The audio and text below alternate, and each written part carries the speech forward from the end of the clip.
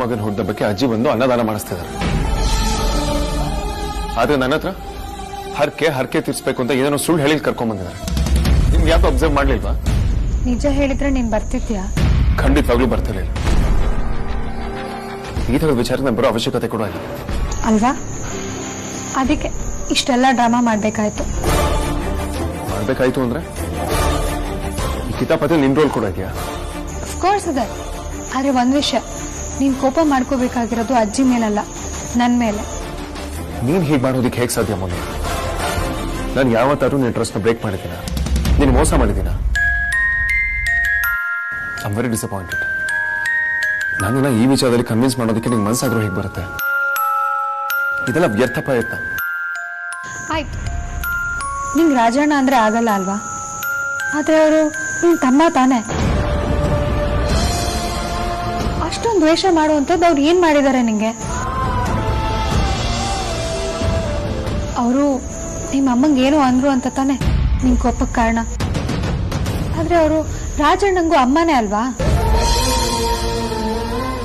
ನಮ್ಮನೇಲೂ ಅಮ್ಮ ಮಕ್ಕಳು ಮಧ್ಯೆ ದಿನಕ್ಕೂ ಒಂದೊಂದು ಜಗಳ ಬರುತ್ತೆ.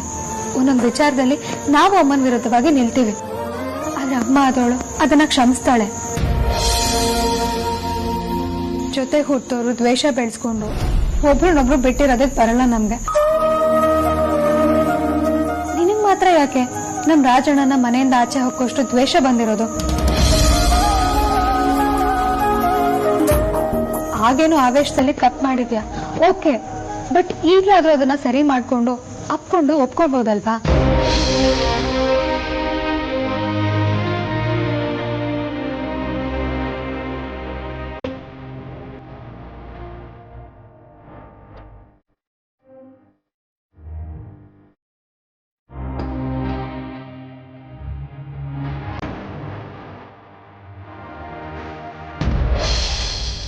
ಅವರು ನಿನ್ ಸ್ವಂತ ತಮ್ಮ ಕಣಯ್ಯ. ಅದು ಅಲ್ಲ, ನಿನ್ ಮೇಲೆ ಬೆಟ್ಟದಷ್ಟು ಪ್ರೀತಿ ಗೌರವನ ಈಗ್ಲೂ ಹಾಗೆ ಉಳಿಸ್ಕೊಂಡಿದ್ದಾರೆ. ಅವನೇನೇ ತಪ್ಪು ಮಾಡಿದ್ರು ಅವನು ಕ್ಷಮಿಸ್ತದೆ. ಸೆಕೆಂಡ್ ಚಾನ್ಸ್ ಡೆಫಿನೆಟ್ಲಿ ಕೊಡ್ತದೆ. ಆದ್ರೆ ಅಮ್ಮನ ವಿಚಾರ ಅಂತ ಬಂದಾಗ he'll never stand a second chance.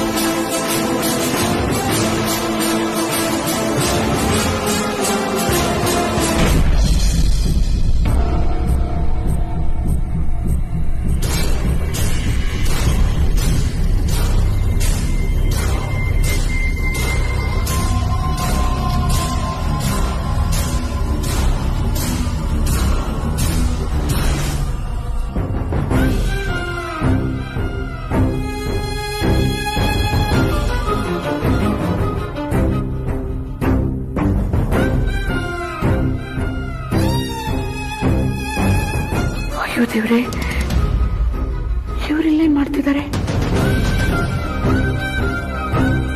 ಹೀಗಾಗಿದ್ ಸಾಧ್ಯನೇ ಇಲ್ವಲ್ಲ? ಅಥವಾ ಯಾರಾದ್ರೂ ಹೇಳ್ಬಿಟ್ಟಿದಾರ? ನಾನು ಇಲ್ಲಿರೋದೇನಾದ್ರೂ ಗೊತ್ತಾಗ್ಬಿಟ್ರೆ ಕೆಲಸ ಎಲ್ಲ ಕೆಟ್ಟೋಗ್ಬಿಡುತ್ತೆ. ಆಮೇಲೆ ಇಷ್ಟು ದುಡ್ಡು ಕೊಡೋರು ಯಾರು ಸಿಗೋದಿಲ್ಲ. ಇವರೇನಾದ್ರೂ ನನ್ನ ನೋಡಿದ್ರೆ ನಾನು ಏನ್ ಹೇಳಿದ್ರು ಬಿಡಲ್ಲ, ಕರ್ಕೊಂಡು ಹೊಟ್ಟೋಗ್ತಾರೆ. ಏನ್ ಮಾಡ್ಲಿ ಈಗ?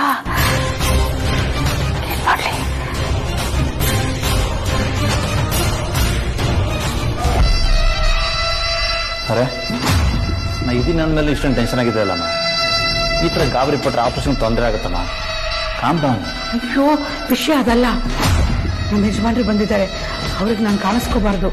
ಒಂದು ವೇಳೆ ನಾನು ಏನಾದರೂ ಕಂಡ್ರೆ ನಾವು ಅಂದ್ಕೊಂಡಿದ್ದು ಯಾವುದೂ ಆಗೋದಿಲ್ಲ. ಅದೇಮ್ಮ, ಏನೂ ಆಗಲ್ಲ. ನಾನಿದ್ದೀನಿ, ಬನ್ನಿ.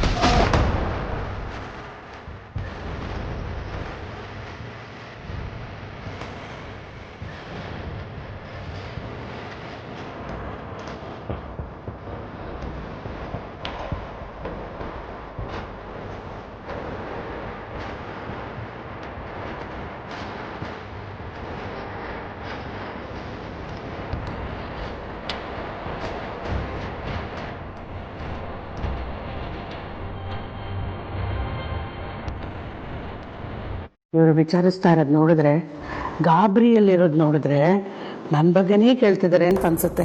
ಭಗವಂತ, ನನ್ ಜೊತೆ ಮಿತಿ ಮೀರ್ಬೇಡ, ನೀನು ಆಟ ಆಡ್ಬೇಡ ನನ್ ಜೊತೆ. ಏ, ನಿನಗೇನೇ ಆಯ್ತು ಸಡನ್ ಆಗಿ? ನನ್ನನ್ನ ಮುದುಕಿ ಅಂತ ಇದೆಯಾ? ನೀನು ಯಾವಾಗಲೂ ಹೀಗೆ ಇರ್ತೀನಿ ಅಂತ ಅಂದ್ಕೊಳ್ಬೇಡ. ನಿನಗೂ ವಯಸ್ಸಾಗತ್ತೆ. ನನ್ನ ವಯಸ್ಸಿಗೆ ನಿನ್ನ ಪರಿಸ್ಥಿತಿ ಇನ್ನೂ ಕೆಟ್ಟದಾಗಿರತ್ತೆ. ಮಾತಾಡ್ಬೇಡ ನನ್ ಜೊತೆ. ನನಗೇನೆ ನಿದ್ರೆ ಮಾತ್ರೆ ಹಾಕಿ ಕಷಾಯ ಅಂತ ಸುಳ್ಳು ಹೇಳಿ ಕುಡಿಸ್ತ್ಯಾ? ಇವೆಲ್ಲ ಇಷ್ಟೊಂದು ಮುಂದುವರಿತೀರಾ ಅಂತ ನಾನು ಅನ್ಕೊಂಡಿರ್ಲಿಲ್ಲ. ನೀನು ಅಂತ ನೀಚ್ ಕೆಲಸ ಮಾಡ್ತೀಯ ಅಂತ ನಾನು ಅಂದ್ಕೊಂಡಿರ್ಲಿಲ್ಲ. ಆದ್ರೆ ನೀನ್ ಮಾಡ್ಲಿಲ್ವಾ? ಆಗ ನಿನ್ ಬಗ್ಗೆ ನನಗೆ ಗೊತ್ತಾದಾಗ ಇದಕ್ಕಿಂತ ಜಾಸ್ತಿನೇ ಕೋಪ ಬಂದಿತ್ತು.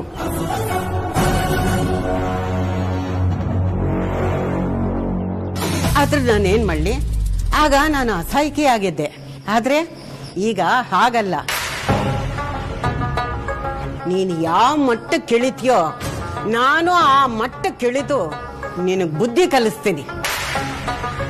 ಇಷ್ಟೆಲ್ಲ ಮಾಡ್ತಿದ್ದಂಗೆ ನೀನು ನಿನ್ ಪಟಾಲಮ್ಮು ಗೆದ್ಬಿಡುತ್ತೆ ಅಂತ ಅನ್ಕೊಂಡಿದ್ಯಾ? ವೇದಾಂತ್ ನಾನ್ ಬೆಳೆಸಿರೋ ಹುಡುಗ. ಅವನಿಗೆ ನನ್ನ ಮೇಲೆ ತುಂಬಾನೇ ಬೆಲೆ ಇದೆ. ಯಾವುದೇ ಕಾರಣಕ್ಕೂ ಅವನು ಧ್ರುವನ್ ಜೊತೆ ಕಾಂಪ್ರಮೈಸ್ ಆಗಲ್ಲ.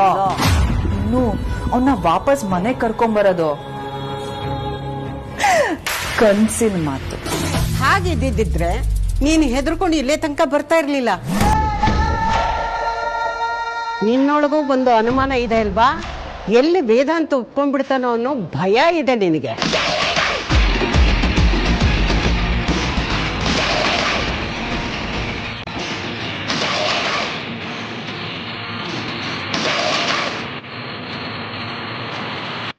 ನಿನ್ ಭ್ರಮೆ ಅದು. ನಾನಿಲ್ಲಿಗೆ ಬಂದಿದ್ದು ಅನುಮಾನದಿಂದನೋ ಅಥವಾ ಭಯದಿಂದನೋ ಅಲ್ಲ. ನಿನ್ನ ಸೋಲನ್ನ ನೋಡಿ ಚಪ್ಪಾಳೆ ಹೊಡೆಯೋದಕ್ಕೆ. ಅಂತ ಅವಕಾಶ ಕಳ್ಕೊಡಕ್ಕೆ ನಾನ್ ರೆಡಿ ಇಲ್ಲ ಅಮ್ಮ.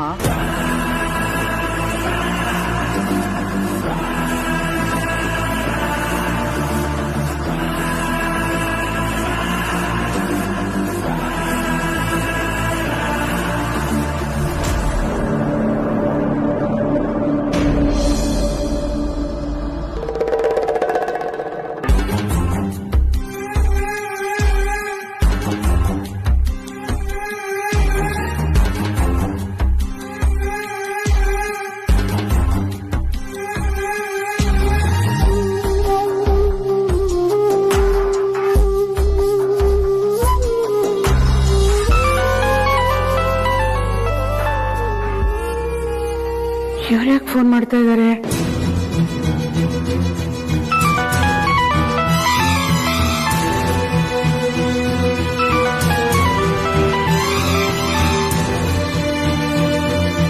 ಇವಳು ಯಾಕೆ ಫೋನ್ ರಿಸೀವ್ ಮಾಡ್ತಾ ಇಲ್ಲ?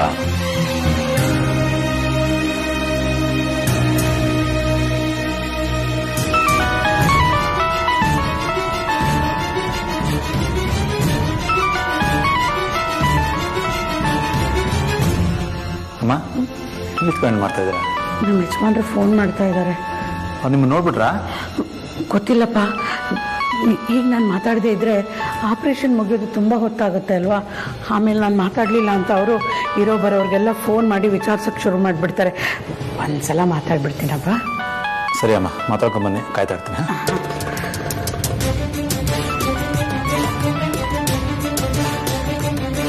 ರೀ, ಹೇಳ್ರಿ. ಬರೀ ನೀನು ಆಸ್ಪತ್ರೆಗೆ ಬಂದಿದ್ಯಾ? ಅಯ್ಯೋ, ನಾನು ಯಾಕ್ರಿ ಆಸ್ಪತ್ರೆಗೆ ಬರಲಿ? ನಾನೊಬ್ಳೆ ಆಸ್ಪತ್ರೆಗೆ ಬರೋಂಥದ್ದು ನನಗೇನಾಗಿದೆ? ನಿನಗೇನೋ ಆಗೋದು ಬೇಡ ಮರಗಿತ್ತಿ. ನಾನು ಇಲ್ಲೇ ಆಸ್ಪತ್ರೆಗೆ ಬಂದಿದ್ದೆ. ನಿನ್ನ ನೋಡ್ದಂಗಾಯ್ತು. ಕರೆಯೋಕ್ಕೂ ಕರೆದೆ, ನಿನಗೆ ಕೇಳಿಸ್ಲಿಲ್ಲ ಅನ್ಸುತ್ತೆ. ಯಾವುದಕ್ಕೂ ಒಂದ್ಸಲ ನೀನೇ ಇರ್ಬೋದು ಅಂತ ಫೋನ್ ಮಾಡಿದೆ. ಅಯ್ಯೋ, ನೀವು ಯಾಕ್ರಿ ಆಸ್ಪತ್ರೆಗಿದ್ದೀರಾ? ನಿಮ್ಗೇನಾಯ್ತು? ನನಗೇನೋ ಆಗಿಲ್ಲ ಪರಿ. ನನ್ನ ಫ್ರೆಂಡ್ ಒಬ್ರಿಗೆ ಆಕ್ಸಿಡೆಂಟ್ ಆಗಿತ್ತು. ಅವ್ರು ನೋಡ್ಕೊಂಡು ಹೋಗೋಣ ಅಂತ ಬಂದೆ. ಓ, ಹೌದಾ? ಅವ್ರು ಹುಷಾರಾಗಿದ್ದಾರೆ ತಾನೇ? ಹಾ, ಪರವಾಗಿಲ್ಲ, ಹುಷಾರಾಗೇ ಇದ್ದಾರೆ. ಸ್ವಲ್ಪ ರೆಸ್ಟ್ ತಗೊಂಡ್ರೆ ಸರಿ ಹೋಗ್ತಾರೆ. ಒಳ್ಳೇದು. ನಿಮಗೆ 3 ಹೊತ್ತು ನಂದೇ ಯೋಚನೆ, ಅದಕ್ಕೆ ಎಲ್ಲರೂ ನನ್ನ ಥರನೇ ಕಾಣಿಸ್ತಿರ್ತಾರೆ. ನೋಡಿ, ನೀವೇನು ಯೋಚನೆ ಮಾಡಬೇಡಿ, ಹುಷಾರಾಗಿ ಮನೆಗೆ ಹೋಗಿ. ಆಯ್ತು, ನಾನು ಹೋಗ್ತೀನಿ. ನೀನ್ ಬರೋದು ಎಷ್ಟೊತ್ತಾಗತ್ತೆ? ನಾನಾ ಬೇಗ ಬಂದ್ಬಿಡ್ತೀನಿ ರೀ, ನೀವು ಮನೆಗೆ ಹೋಗಿರಿ. ಸರಿ, ಹಾಗಾದ್ರೆ ಹುಷಾರು.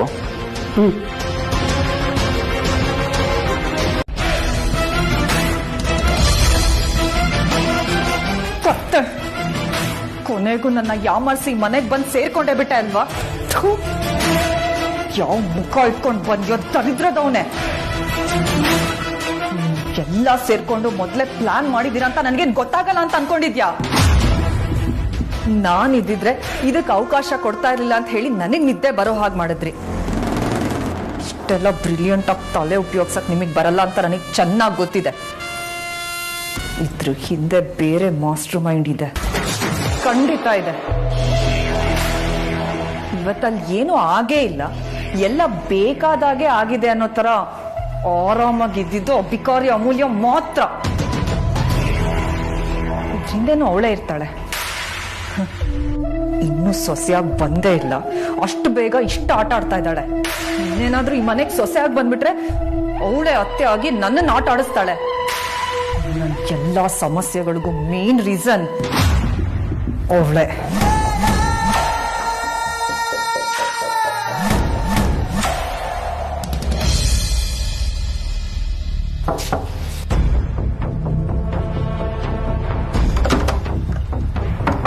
ಸುಹಾಸಿನಿ,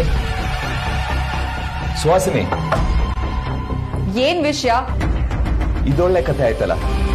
ಎಲ್ರು ಆಚೆ ಧ್ರುವಂಗೆ ಆರ್ತಿ ಮಾಡಿ ವೆಲ್ಕಮ್ ಮಾಡಕ್ಕೆ ತಯಾರಿ ಮಾಡ್ತಾ ಇದ್ರೆ ನೀನ್ ಒಳ ಕೂತ್ಕೊಂಡು ಏನ್ ಮಾಡ್ತಾ ಇದೀಯಾ? ನೀನು ಆಚೆ ಬಂದು ಎಲ್ಲರ ಜೊತೆ ಸೇರಿ ಅವನಿಗೆ ವೆಲ್ಕಮ್ ಮಾಡು.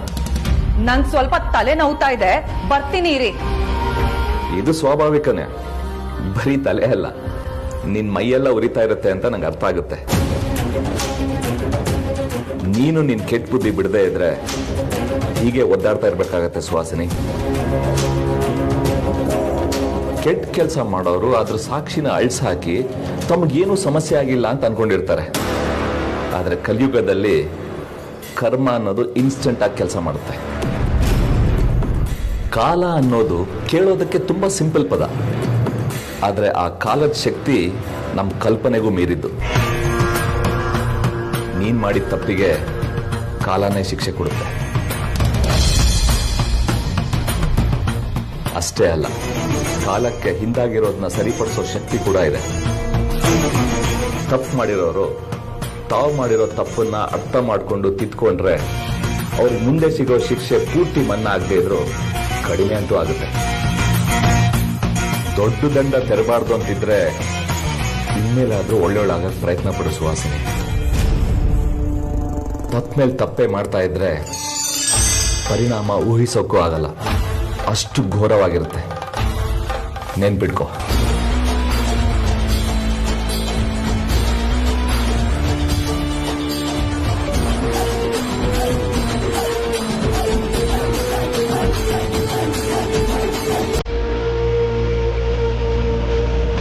ಇಬ್ಬರು ಸೇರಿ ಆರತಿ ಮಾಡಿ.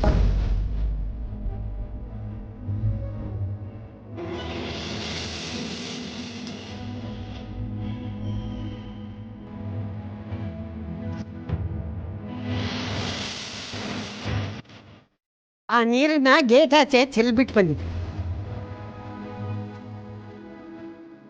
ಧ್ರುವ, ಈಗ ನಿನ್ ಬಲಗಾಲಿದ್ದೆ ಒಳಗಡೆ ಬರ್ಬೇಕು. ಹ್ಞೂ ಕಣಪ್ಪ, ನಿನ್ನ ಮನೆ ತುಂಬಿಸ್ಕೊಳ್ತಾ ಇದೀವಲ್ಲ, ಬಲಗಾಲೇ ಇಡಬೇಕು. ಇಡು ಇಡು.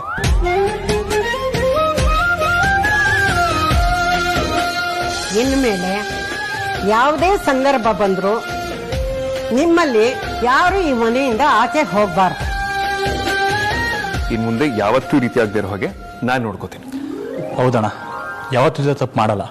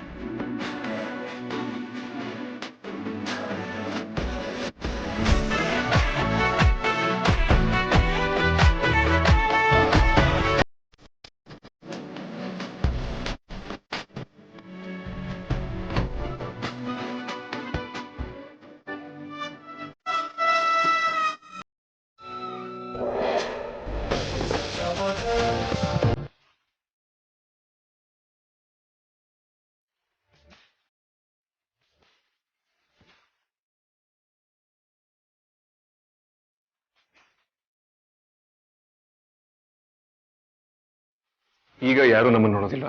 ಈಗ ಯಾರು ನಮ್ಮನ್ನು ನೋಡೋದಿಲ್ಲ.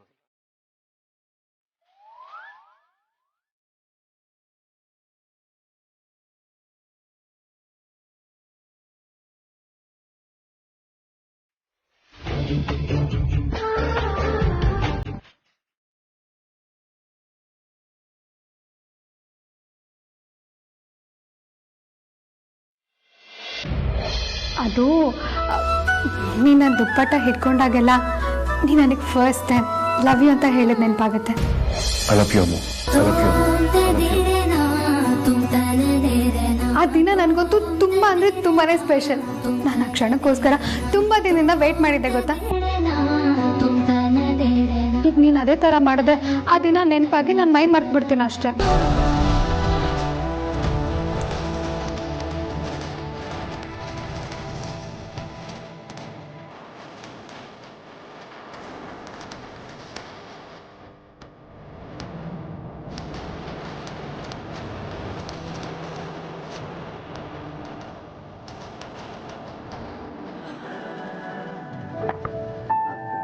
ಏನಿದು? ನೀನು ಯಾವಾಗಲೂ ನನ್ನ ತುಂಬ ರೊಮ್ಯಾಂಟಿಕ್ ರೋಬೋಟ್ ಅಂತೆಲ್ಲ ಅನಿಸ್ತಿರ್ತಿಲ್ಲ. ಅದಕ್ಕೆ ನಾನು ಆ ಥರ ಅಲ್ಲ ಅಂತ ಪ್ರೂವ್ ಮಾಡೋದಕ್ಕೆ ಇದನ್ನು ತಗೊಂಡು ಬಂದೆ. ಇದನ್ನು ನಾನೇ ಖುದ್ದಾಗಿ ಸೆಲೆಕ್ಟ್ ಮಾಡಿದ್ದು.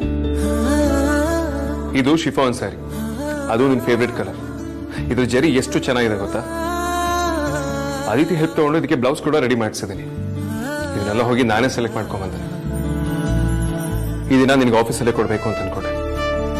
ಹೇಗಿದ್ರು ಅದು ಮನೇಲಿ ಪೂಜೆ ಇದೆಯಲ್ಲ, ಅದಕ್ಕೆ ಇವತ್ತೇ ಕೊಡಬೇಕು ಅಂತ ಡಿಸೈಡ್ ಮಾಡಿದೆ. ನೀವು ಇದನ್ನೇ ಇಟ್ಕೋ.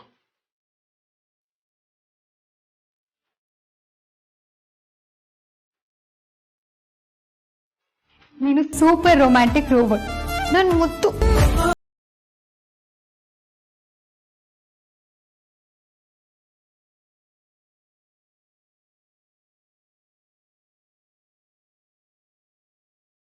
ಅಣ್ಣ ಅಣ್ಣ, ಅಮ್ಮಗೆ ಸ್ಯಾರಿ ಕೊಡಕ್ಕೆ ನಾಳೆವರೆಗೂ ಏನಕ್ಕೆ ವೇಟ್ ಮಾಡಬೇಕು? ಇಲ್ಲೇ ಇದ್ದಾಳೆ, ಇವತ್ತೇ ಕೊಟ್ಟರೆ.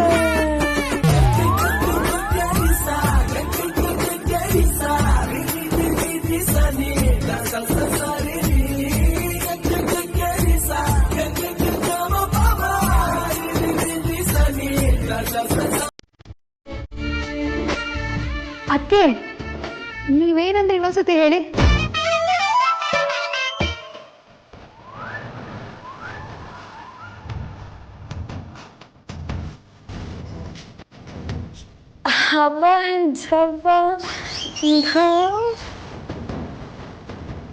ಹಲೋ ಮಿಸ್ಟರ್ ವೇದಾಂತ್ ಬದಿಷ್ಟ, ನೀನೇನಂದೆ? ನೀನೇ ಹೋಗಿ ನನಗೋಸ್ಕರ ಸೀರೆ ತಗೊಂಡು ಬಂದ್ಯಾ? ಅದು ಅಲ್ಲದೆ ಅದಿತಿ ಡ್ರೆಸ್ ತಗೊಂಡು ಬ್ಲೌಸ್ ಕೂಡ ರೆಡಿ ಮಾಡಿಸ್ಕೊಂಡು ತಂದ್ಯಾ?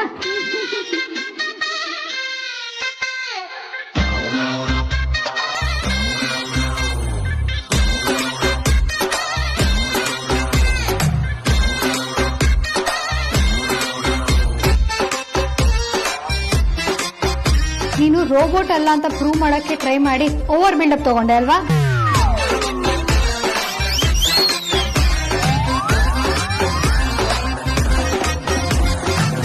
ಅಯ್ಯೋ, ಇವಳು ಹೇಳೋದ್ಲು.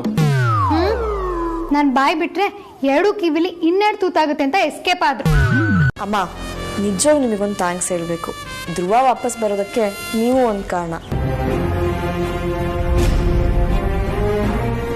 6 years ನಿಮ್ಮ ಮನೇಲಿ ಇಲ್ಲದೆ ಇರೋದಕ್ಕೆ ಏನೋ ಒಂದು ಮಿಸ್ಸಿಂಗ್ ಫೀಲ್ ಅನಿಸ್ತಾ ಇತ್ತು.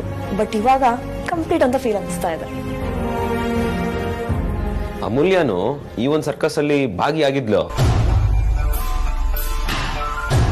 ಅವಳ ನಮ್ಮ ಮನೆಗೆ ಬರೋಕ್ಕಿಂತ ಮುಂಚೆನೆ ಇಷ್ಟೆಲ್ಲ ಒಳ್ಳೇದಾಗ್ತಿದೆ. ಇನ್ನು ಅವಳ ಮನೆಗೆ ಬಂದ್ರೆ ಡೈಲಿ ಮಾರಿ ಹಬ್ಬಾನೆ.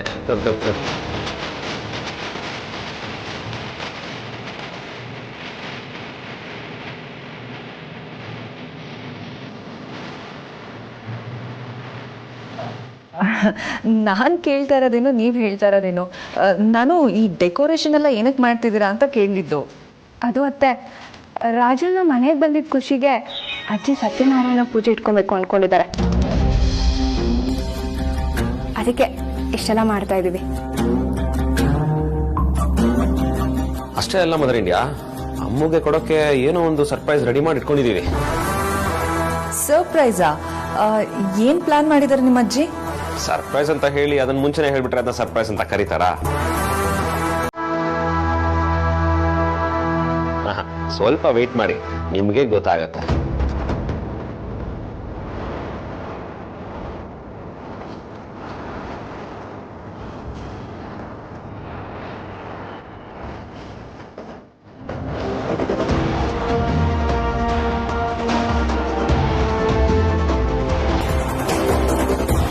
ಅಸಲಿ ಆಟ ಇವಾಗ ಶುರು ಆಗುತ್ತೆ ಸುಹಾಸಿನಿ.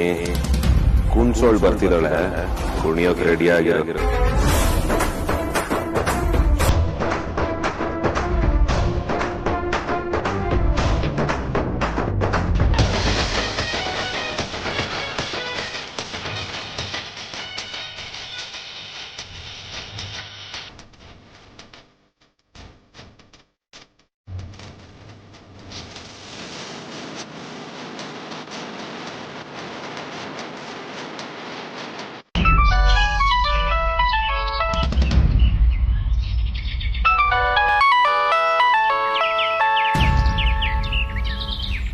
ಅಂಜು, ಅದಿತಿ ಫೋನ್ ಹೊಡ್ಕೋತಾ ಇದೆ, ಯಾರಾದ್ರೂ ಬಂದು ನೋಡ್ರಮ್ಮ. ಹಾ ಬಂದೆಮ್ಮ.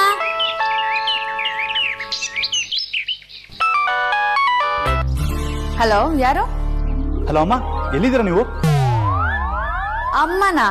ನಮ್ಮ ಅಮ್ಮಂಗೆ ಯಾರು ಗಂಡ್ ಮಕ್ಳಿಲ್ಲ, ಇರೋದೇ 4 ಜನ ಹೆಣ್ಮಕ್ಳು. ಅದ್ರಲ್ಲಿ ನಾನು 3ನೇವಳು ಮಾತಾಡ್ತಿರೋದು. ನಿಮ್ಗೆ ಯಾರು ಬೇಕು? ಓ ನೀನಾ? ಅಮ್ಮಂಗೆ ಫೋನ್ ಕೊಡು. ಅದೆಲ್ಲ ಕೊಡಕ್ಕಾಗಲ್ಲ. ಏನ್ ವಿಷಯ ನನ್ನ ಹತ್ರನೇ ಹೇಳು. ನಿನ್ನ ಹತ್ರ ಟೈಮ್ ವೇಸ್ಟ್ ಮಾಡೋಷ್ಟು ಫ್ರೀ ಟೈಮ್ ನನ್ನ ಹತ್ರ ಇಲ್ಲ. ಮೊದಲು ಅಮ್ಮಂಗೆ ಫೋನ್ ಕೊಡು. ತಗೊಳಪ್ಪ, ಅನ್ಕೊಂಡಿದ್ದೆ, ಹಾಗೆ ಆಯ್ತು. ಏನು ನೀನು ಅನ್ಕೊಂಡಿದ್ದು? ಇಲ್ಲಿಂದ ಅಲ್ಲಿಗೆ ಹೋದ ತಕ್ಷಣ ಪೂರ್ತಿ ಚೇಂಜ್ ಆಗ್ಬಿಟ್ಟಿದ್ಯಾ ಅಲ್ವಾ? ಇಲ್ಲಿ ರಾಜಣ್ಣ ಆಗಿದ್ದವನು ಅಲ್ಲಿ ಧ್ರುವ ವಸಿಷ್ಠ ಆಗಿದ್ಯಾ? ಇಲ್ಲ ಅದಿತಿ, ನಾನು ಹಾಗೆಲ್ಲ ಬದಲಾಗಲ್ಲ. ಯಾವಾಗಲೂ ಒಂದೇ ಥರ ಇರ್ತೀನಿ. ಇಲ್ಲಿ ಸತ್ಯನಾರಾಯಣ ಪೂಜೆ ಇದೆ, ನಿನ್ನೆಲ್ಲ ಕರೆದಿರಂತಲ್ಲ. ಇನ್ನೂ ಅಪ್ಪ ಅಮ್ಮ ಬಂದಿರಲಿಲ್ಲ, ಅದಕ್ಕೆ ಕಾಲ್ ಮಾಡಿದೆ. ಬೇಗ ಬನ್ನಿ ಅಂತ ಹೇಳ್ಬೇಕಿತ್ತು, ಅದಕ್ಕೆ ಕಾಲ್ ಮಾಡಿದೆ. ಫೋನ್ ಕೊಡು. ಇದನ್ನ ಮೊದ್ಲೇ ಹೇಳಿದ್ರೆ ಇದೆಲ್ಲ ಇರ್ತಿತ್ತಾ? ಇರುವ ನಿಮಿಷ. ರಾಜ, ಅಮ್ಮ ಇಲ್ಲಿ ವೇದಾಂತ ಅಣ್ಣನ ಮನೆಯಲ್ಲಿ ಸತ್ಯನಾರಾಯಣ ಪೂಜೆ ಇಟ್ಕೊಂಡಿದ್ದಾರೆ. ಎಲ್ಲರೂ ಬನ್ನಿ, ಆದಷ್ಟು ಬೇಗ ಬನ್ನಿ. ಅಯ್ಯೋ ಹೌದಾ? ಯಾಕಮ್ಮ, ಏನೋ ಸಮಸ್ಯೆ ಇರೋ ಥರ ಇದೆ? ಅದೇನೋ ಗೊತ್ತಿಲ್ಲಪ್ಪ, ಇವತ್ತಂತೂ ತುಂಬಾನೇ ಸುಸ್ತಾಗ್ತಾ ಇದೆ. ಹೆಜ್ಜೆ ಇಡೋಕ್ಕೂ ಕಷ್ಟ ಆಗ್ತಾ ಇದೆ. ನಾನಿವತ್ತು ಬರೋಕ್ಕಾಗಲ್ಲ ಕಣೋ, ಬೇಜಾರು ಮಾಡ್ಕೋಬೇಡಕ್ಕಂದ. ನೀವೇನೇ ಕಾರಣ ಕೊಟ್ಟರು ನಾನು ಅದಕ್ಕೊಂದು ಸೊಲ್ಯೂಷನ್ ಹುಡುಕ್ತಾ ಇದೆ. ಯಾಕಂದರೆ ನೀವು ಇಲ್ಲಿಗೆ ಬಂದರೆ ನಂಗೆ ತುಂಬ ಸಂತೋಷ ಆಗ್ತಾಯಿತ್ತು. ಆದರೆ ನೀವು ಸುಸ್ತು ಅಂತಿದ್ದೀರಾ, ಅದನ್ನ ಬೇರೆಯವ್ರು ಬಂದು ಸರಿ ಮಾಡೋದಕ್ಕಂತೂ ಆಗಲ್ಲ. ನೀವೇ ರೆಸ್ಟ್ ಮಾಡಬೇಕು. ಹೌದಪ್ಪ. ಸರಿ ಅಮ್ಮ, ಆದರೆ ನಾಳಿದ್ದು ನಾನೇ ಬಂದು ನಿಮ್ಮನ್ನ ಮಾತಾಡ್ಸ್ಕೊಂಡು ಹೋಗ್ತೇನೆ. ಆಯ್ತು ಕಣಪ್ಪ, ಹಾಗೇ ಆಗಲಿ. ಅಮ್ಮ ಕಾಲ್ ಕಟ್ ಮಾಡಬೇಡ, ಕೊಡಿ. ಇಲ್ಲ, ಕಟ್ ಮಾಡಿಲ್ಲ. ಏನು ಹೇಳು? ಏನು ಸೆಲೆಬ್ರೇಷನ್ ತುಂಬಾ ಜೋರಾ? ಹ್ಞೂ, ತುಂಬಾನೇ. ನಾನು ಸ್ವಲ್ಪ ಬ್ಯುಸಿ ಇದ್ದೀನಿ, ಆಮೇಲೆ ಕಾಲ್ ಮಾಡ್ತೀನಿ.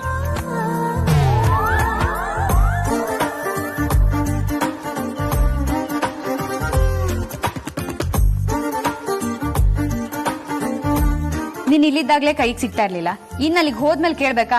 ಇರೋ 8 ಕಿಲೋಮೀಟರ್ ಡಿಸ್ಟೆನ್ಸ್ ನ ಲೀಪ್ ಇಯರ್ ಗ್ಯಾಪ್ ಅನ್ನೋ ತರ ಫೀಲ್ ಮಾಡ್ತೀಯ. ನಂಗ್ ಬುದ್ಧಿ ಇಲ್ಲ, ಯಾವಾಗ್ಲೂ ನಾನೇ ಕನ್ಸ್ ಕಾಣೋದಾಯ್ತು.